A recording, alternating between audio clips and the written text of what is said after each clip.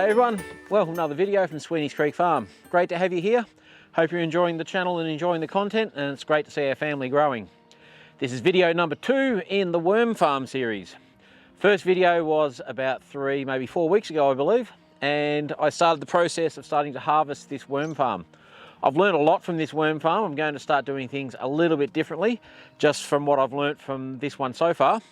But people might remember in the first video what I had was the whole bath with the worms all spread over, and then down this end I loaded it up with a whole heap of vegetable material, kitchen scraps and some really nice stuff for the worms, and I've built that up at that end, hopefully attracting all of the worms up to this end, and that will then allow me to harvest down this end. You didn't get to see too many worms in the last video. They were fairly well spread around. I think this one's going to be better. I can actually show you quite a few worms. They are here now. I've had a little bit of a sneak peek. I don't have as many as what I would thought. It's still quite a lot. But one of the lessons that I've learned is I haven't been feeding these guys enough. I've really been caught out with a bit of a lack of understanding of just how much these guys can eat. So as I move forward, I'm going to make sure that I'm topping up this worm farm quite regularly with some nice good kitchen scraps. Unfortunately, we had a small technical hitch at this point. The receiver for our lapel microphones went flat, so I'm just doing this as a voiceover. As you can see here, this is the material, the soil worm castings that's been created, and I was really excited to see just how good quality it is. You can see just how fluffy and how rich this soil is. As I was turning it over, I was able to find many lumps of the dirt, and you might be able to see little worm tunnels in there. So it's really well aerated, it's soft, it's got plenty of worm castings, it's got plenty of worm eggs in there as well, and all of the worms, or the vast majority at least, had transferred and moved up to the other end of the bathtub.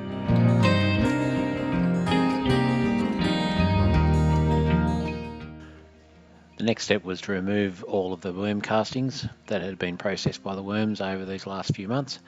As you can see, there's quite a few shovel loads here, and it looks completely different to the horse manure that went in there. It's all been really well processed. It was quite light and fluffy and looked really rich. So some really good stuff that came out of this bathtub, and the worms have really worked overtime and done a fantastic job.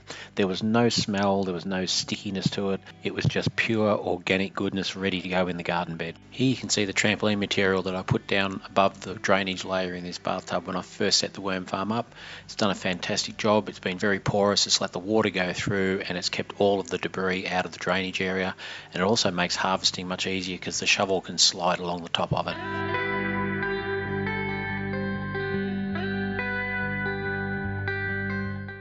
I was really surprised and pleased to see how much we could actually get out of this end of the bathtub. The worms have done a fantastic job. It's shoveled up really well. As you can see, every now and then I'll just stop and pick out a worm or two that I see as I'm turning it over, pop them back down the other side, and they can keep doing their work. But it really was a very enjoyable exercise. It was great to see what they're able to produce in a short period of time.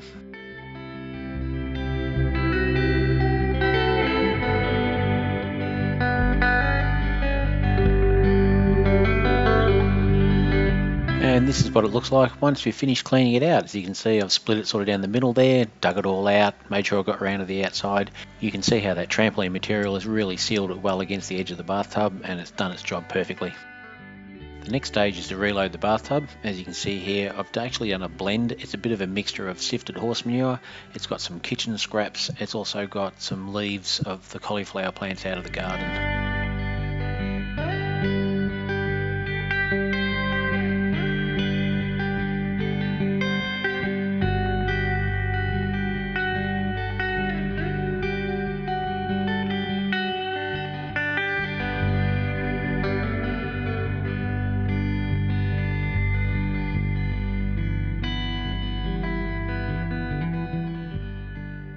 And here's the stars of the show. I did a bit of digging around in the area where I put all those green leaves, and they're really enjoying that material up there. They've been munching away for a couple of weeks, and the vast majority of the worms are actually up in this end of the bathtub now because there's plenty of stuff there for them to eat, and it wasn't too difficult to dig them up and show them to you. Great little workers, great addition to the farm. Well, there you go, guys. Not exactly how I had it planned out. A little technical hitch lesson there for all YouTube creators. Check your battery levels on all your equipment. You just never know when one's going to go flat on you. So I'm sorry I had to do a voiceover. The audio is not as great, and I was trying to remember exactly what I said when I was filming it, but I think you've got the general idea of what I tried to achieve here. You can see now here that the bathtub is now fully loaded up. Both ends are now good to go. The worms are freely moving between the two there. And I've ended up with a wheelbarrow load of this amazing worm castings and compost material to go into the garden bed. That's going to add a lot of richness to the soil. We're going to blend that through in our new garden beds and really give it a boost and a lift. As I said, there's a fair chance there's going to be a lot of worm eggs, so it's also going to proliferate those worms down in our veggie garden and down in our garden beds down there, which will be absolutely fantastic.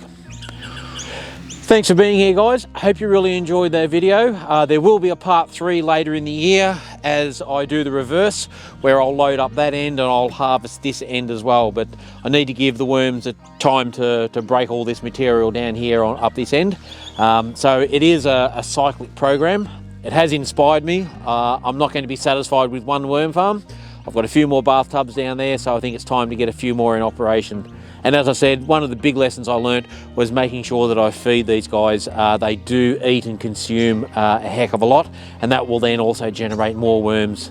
So it's a real catch-22 situation, but in a real positive way.